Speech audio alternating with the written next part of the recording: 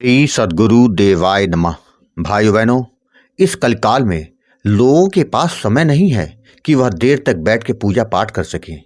केवल भगवत नाम का निरंतर जप करने से आपको अपने इष्ट की कृपा मिलने लग जाती है।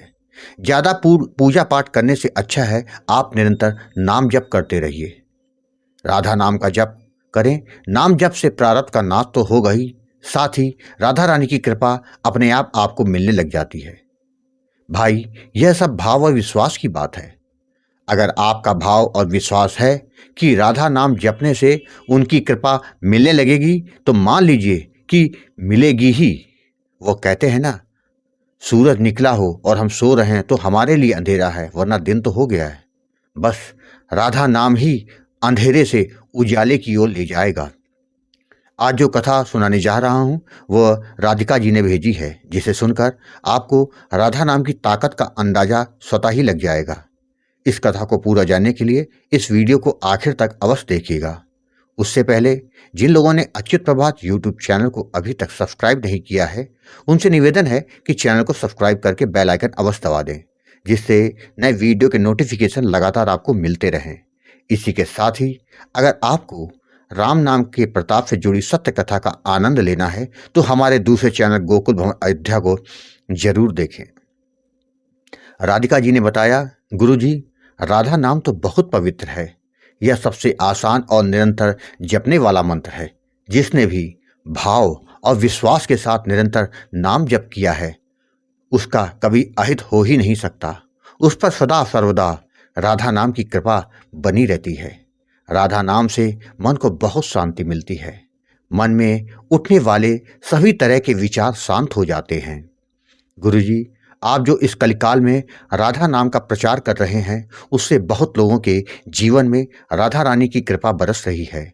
उनका जीवन बदल रहा है। इस कार्य के लिए आपको कोटि कोटि प्रणाम है।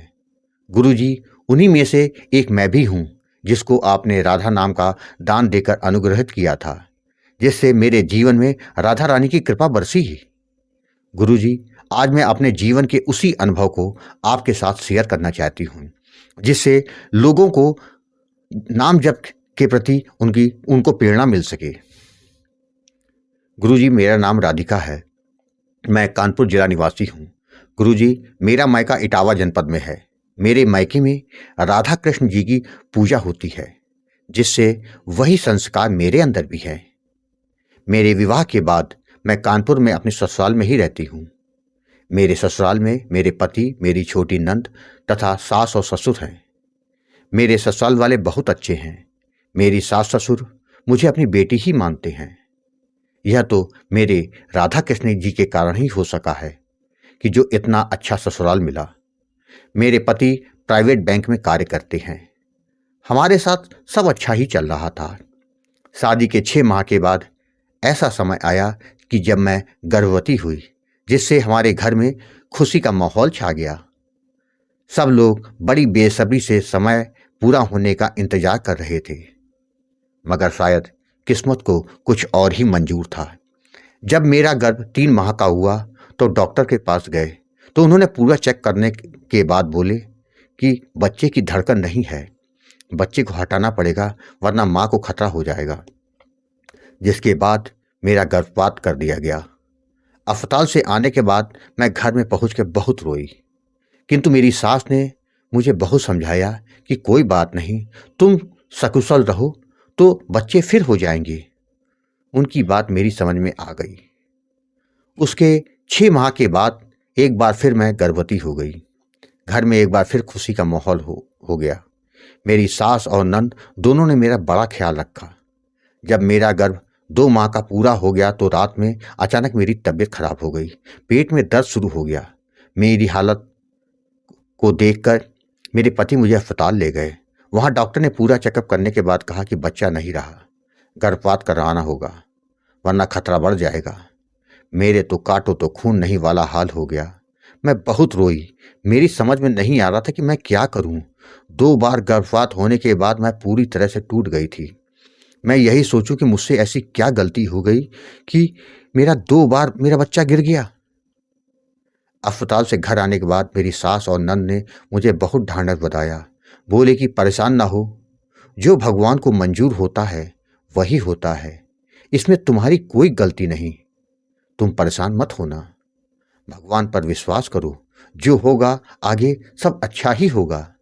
मेरा मन था कि वह मानने को तैयार ही नहीं था। मैं रात रात रोती रहती। मेरी सासू ने कुंडली ज्योतिषी को दिखाई तो ज्योतिषी ने कहा, बच्चे का कोई योग नहीं दिख रहा, अगर होगा भी तो वह स्वस्थ नहीं होगा। यह सुनकर तो मेरी सास भी रोने लगी। जब वह घर आई तो उनका उतरा हुआ चेहरा देखकर मैं समझ गई कि कुछ तो गलत हुआ है। मैंने उनसे बहुत पूछा तो उन्होंने बड़ी मुश्किल से ज्योतिषी की बात मुझको बताई। यह सुनते ही मेरे पैरों तले जमीन खिसक गई। मैं बहुत रोई। उस दिन के बाद से सोचते सोचते मैं डिप्रेशन में चली गई, जिसके कारण मुझे डॉक्टर के पास ले जाया गया और मेरी दवाएं चालू हो गई। मुझे बड़ी मुश्किल से नींद आती थी। इसी तरह करीब 1 माह बीत गया। मेरे ससुराल वालों ने मेरा हर तरह से ध्यान रखा। एक दिन मेरी सहेली, जो कि कानपुर में ही रहती थी, उसको जब मेरे बारे में पता चला तो वह मुझसे मिलने आई। उसने मुझे बहुत तरह से समझाया और आपका नंबर दिया। बोले कि आप इस नंबर पर बात कर लो, कोई ना कोई उपाय हो सकता है। मैंने तुरंत बिना देर किए उसी के सामने फ़ोन मिला दिया, क्योंकि अंधा क्या चाहे 2 आंखें। मुझे उम्मीद की किरण दिखाई दे रही थी। जब मैंने फ़ोन मिलाया तो उस समय शाम के 8 बज रहे थे। गुरुजी, वह फ़ोन आपने ही उठाया था। जब आपको सारी बात बताई तो गुरुजी आपने कहा था, तुमको पूर्व जन्म के पाप कर्मों का दंड मिल रहा है।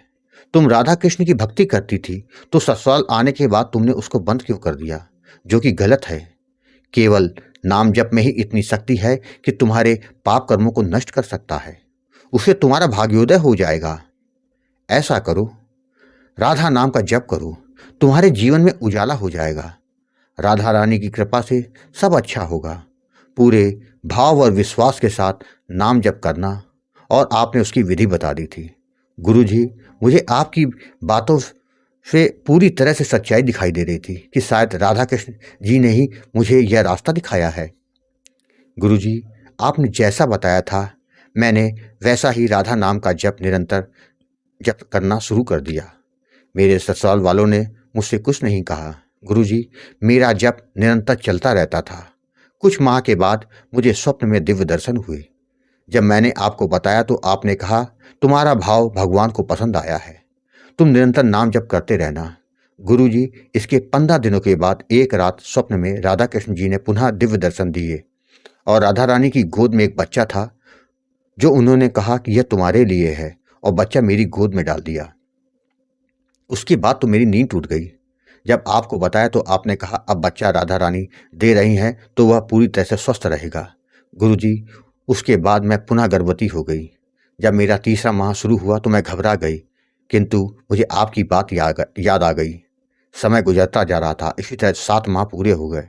डॉक्टर ने चेकअप करने के बाद कहा, बच्चा पूरी तरह से स्वस्थ है। गुरुजी, राधा नाम का निरंतर जप करने से मुझे उनकी कृपा से एक सुंदर सा पुत्र प्राप्त हुआ। गुरुजी, मेरे घर में बहुत खुशी का माहौल हो गया। उसके बाद हम सभी लोग बच्चे के साथ वृंदावन और बरसाना भी गए। मेरे घर में जो खुशी आई वह आपके कारण ही आई थी। आपके कारण मैं डिप्रेशन से बाहर आ सकी, माँ बन सकी, जो कि हर औरत का सपना होता है। गुरुजी, मेरे घर में तो अब सभी लोग राधा नाम का जाप करते हैं, क्योंकि नाम जप की महिमा सबने देख ली थी। गुरुजी, आपको कोटि कोटि प्रणाम है। राधे राधे। भाइयों बहनों, आपने देखा, जब आप निरंतर अपने इष्ट का नाम जप करते हो तो बड़ी से बड़ी परेशानी आपको छोड़कर भाग जाती है, क्योंकि राधा नाम जहाँ होता है वहाँ नकारात्मकता स्वतः ही समाप्त हो जाती है। आपको कथा पसंद आई हो तो कमेंट में राधे राधे लिखना मत भूलिएगा। अगर आपके पास भी बांके बिहारी की कृपा, वृंदावन और राधा रानी से जुड़ी कोई सच्ची कथा हो तो उसको मेरे व्हाट्सएप या ईमेल पर भेज सकते हैं। ईमेल और व्हाट्सएप नंबर वीडियो के डिस्क्रिप्शन में दिए हुए हैं। राधे राधे।